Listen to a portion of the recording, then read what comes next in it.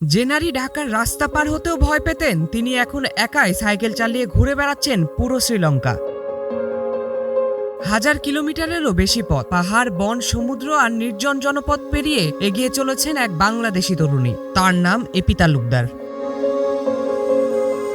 শুনতে অবিশ্বাস্য লাগলেও এটাই সত্যি। ভোরের আলো ফোটার আগে ছোট্ট একটি হোমস্টে থেকে বেরিয়ে পড়েন তিনি। চারিদিকে পাহাড়, বন আর নির্জন রাস্তা। গাছের ফাঁক থেকে সূর্যের আলো যখন পথের ওপরে পড়ে, তখন যেন পুরো প্রকৃতি তাকে নতুন করে স্বাগত জানায়।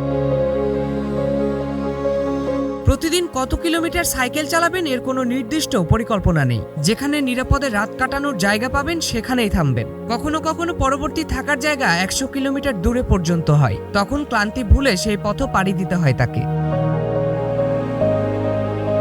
এই অভিযানের আরেকটি বড় চ্যালেঞ্জ খাবার। প্রত্যন্ত অনেক এলাকায় দোকানই নেই, তাই প্রতিদিন ব্যাগে করে সঙ্গে রাখেন আপেল, খেজুর, বান, চকলেট আর শুকনো খাবার। তখন যেন একটি আপেলও হয়ে ওঠে পুরো দিনের শক্তির উৎস।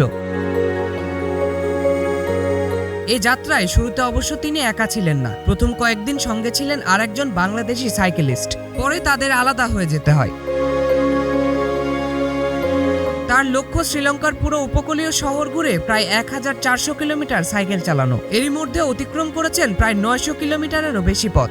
তিনি বলেন, এই সাহসের পেছনে সবচেয়ে বড় কারণ শ্রীলঙ্কার মানুষের ব্যবহার। একজন নারী হিসেবে প্রত্যন্ত এলাকাগুলোতে তিনি নিজেকে নিরাপদ অনুভব করেছেন। বেশিরভাগ সময় থেকেছেন স্থানীয় মানুষের পরিচিত ছোট ছোট হোমস্টেতে, আর সেখানে সবচেয়ে বেশি পেয়েছেন আন্তরিকতা আর ভালোবাসা।